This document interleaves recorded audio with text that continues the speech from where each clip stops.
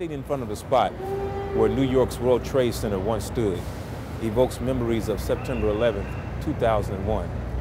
Thousands of lives lost, countless others changed and altered forever. As construction workers poured their heart and soul into the reconstruction of an American monument, questions still linger about who are Muslims? What do they believe? Perhaps more intriguing, is Islam really a religion of peace? But here in the United States, there exists a community of approximately 2 million African-American Muslims, and they have their own unique journey to Islam. And this is their story. Well, I'm here to tell you this afternoon that you better wonder not what will happen to the Nation of Islam, but you better start wondering what will happen to you if you don't become a member of the Nation of Islam.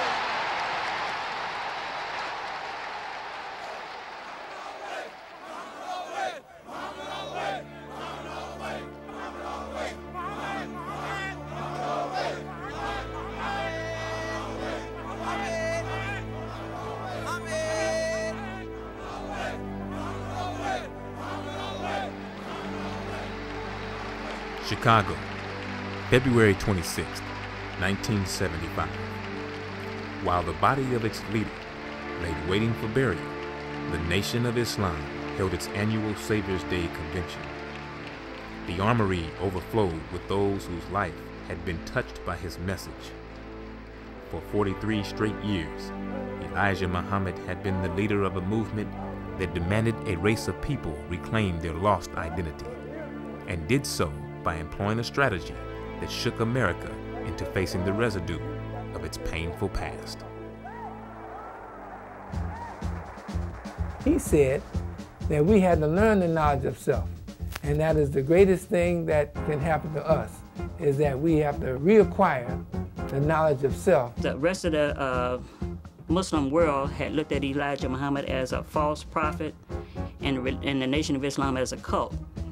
It might have been some of those things when you define those things, but at the same time, it was an operation taking place on a people who needed some severe transitioning.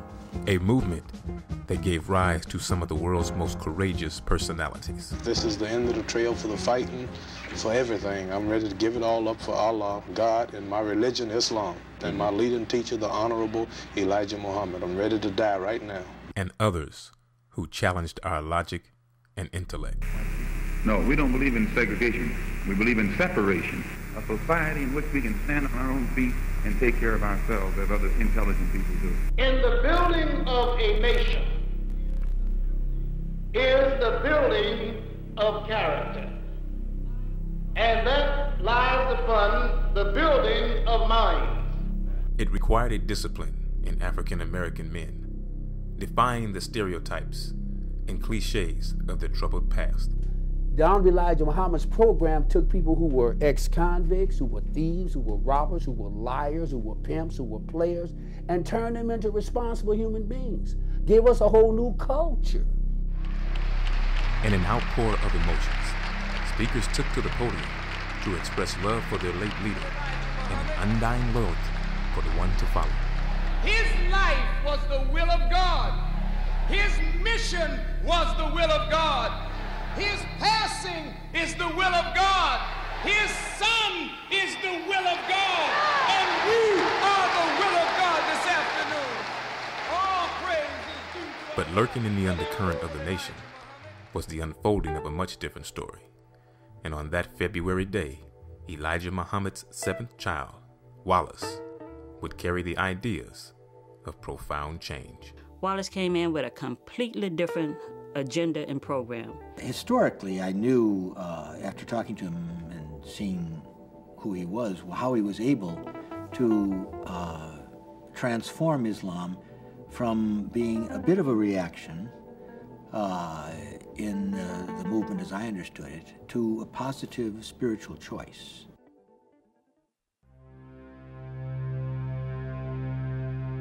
Who are you? You don't know. Don't tell me Negro, that's nothing. What were you before the white man named you a Negro? African-American man had lost his identity. We did have some identity problems. No, what was your name? Yes, sir. And why don't you now know what your name was then? Here you have a people who were taught, treated like they were animals. You've been beat down, you're inferior people. Where is your history? How did the man wipe out your history? During the 200 years of physical slavery, he lost all these things. He lost his language. What tongue did you speak? How did the man take your tongue? They weren't allowed to go to school. We did not know what purpose that we were created. He lost his values. Taught that they were inferior by nature. The African American was taught to hate himself. How did the man, what did the man do to make you as dumb as you are right now? At the dawn of the 20th century, Black Americans migrated north from the southern states, seeking inclusion and searching for an identity. Having long been straddled with the burden of their blackness, the unforgiving rush northward brought the realization that they were hopelessly running from themselves. I was born in 1914 in Birmingham, Alabama. I'm 94 years old.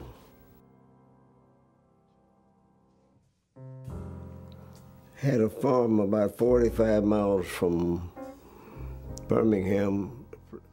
I knew nothing of race or anything there because it was out in the country until I came to Chicago. I think it was 1921. Chicago was extremely segregated.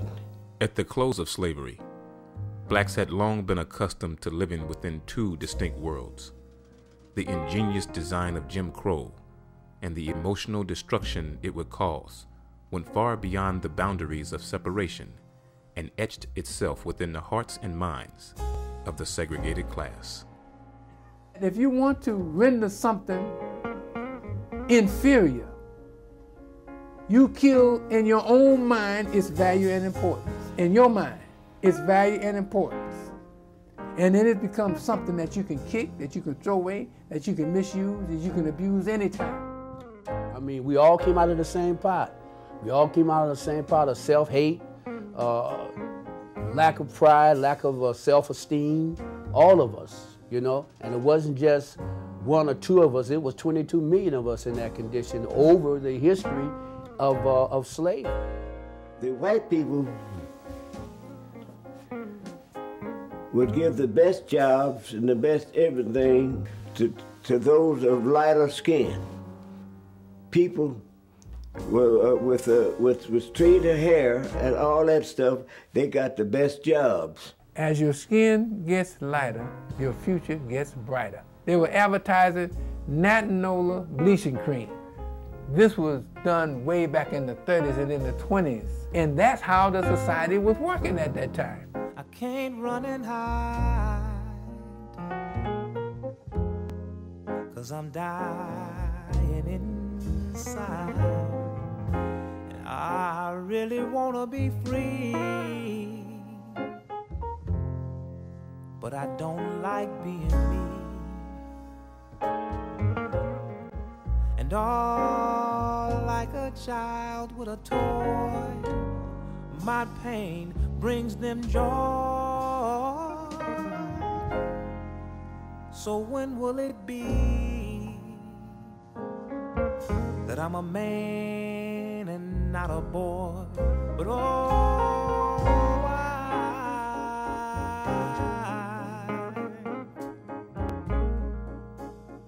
somebody tell me why.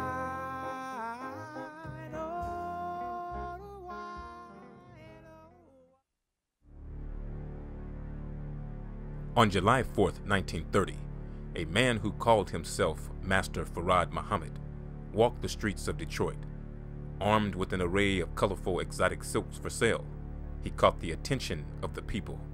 But more exotic than the silks he carried was the message he came to deliver. He wanted to separate us from the slave mentality that we had by wishing up white people. Farad founded an organization that he called the Lost Found Nation of Islam. Among those who were drawn to the teachings of this mysterious man was Elijah Poole. Elijah and his wife Clara became Farad's prized students in this new teaching, and in 1932 he promoted Elijah to Supreme Minister. Circumstances fully unknown and under pressure from law enforcement officials, Farad Muhammad was ordered to leave the city of Detroit. Elijah, who by now had become Elijah Muhammad, stood as the new leader of the organization that would become known as the Nation of Islam. Foremost in his mind was the introduction of a new thinking.